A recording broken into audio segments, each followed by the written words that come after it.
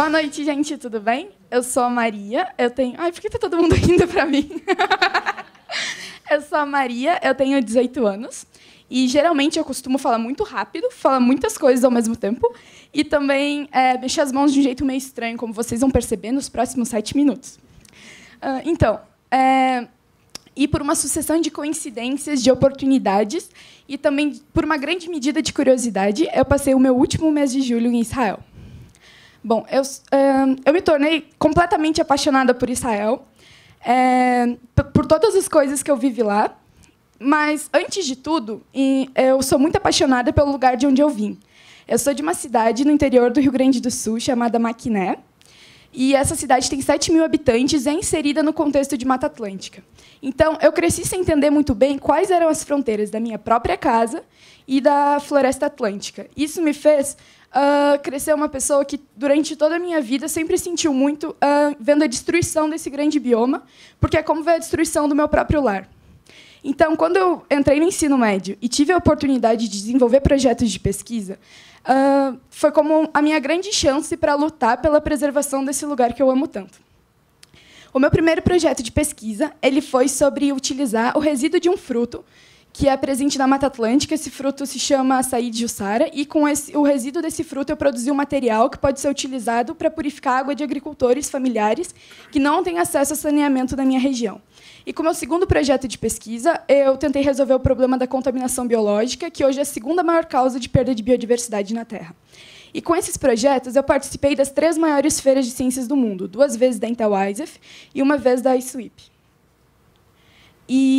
Mas, durante todo esse tempo que eu participei de feiras, acho que o meu grande sonho como jovem cientista sempre foi ser bolsista do Instituto Weizmann. Isso aconteceu quando eu vi um menino recebendo um prêmio na Mostratec em 2015. Então, desde então, eu espero ansiosamente para ter idade e também para acabar o ensino médio e, dessa forma, poder aplicar para o Weizmann. E as formas de aplicar para o Weizmann, como a Regina falou antes, são pela FEBRAS e pela Mostratec, pela seleção de feiras de ciências, e a gente também pode enviar redação e depois passar por entrevista, se a gente passa da primeira fase. E, como eu não fui selecionada por nenhuma das feiras, eu escrevi e reescrevi minha redação 13 vezes, e me pareceu sensato. E depois que eu passei... E foi realmente muito surpreendente passar para a entrevista. Fiquei muito emocionada e muito feliz, só que, no momento que a minha entrevista acabou, eu tinha certeza que eu não tinha sido aprovada.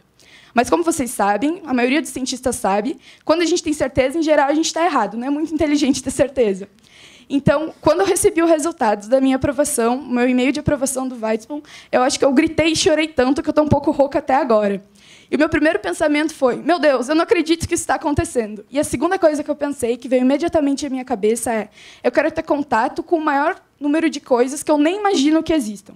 E, na verdade, essa foi a minha rotina todos os dias, no mês inteiro que eu passei no Weizmann. Durante o meu ensino médio, quando eu desenvolvi os meus projetos de pesquisa, eu sempre fazia assim: eu observava o problema, como a destruição da Mata Atlântica no decorrer dos anos. Depois, eu pensava nas causas e também nas possíveis soluções.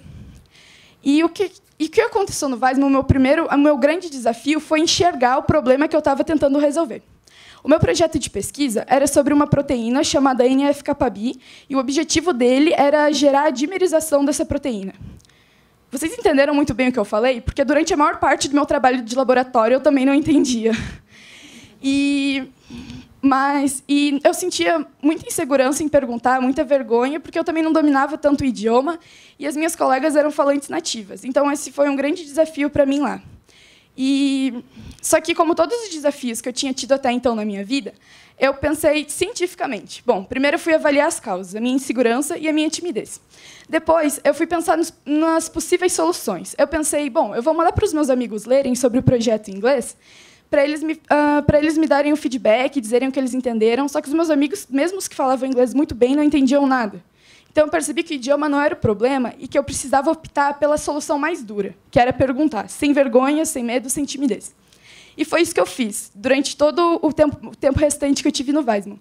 Eu perguntava todo o tempo, eu anotava todas as perguntas durante o almoço ou antes da hora de dormir.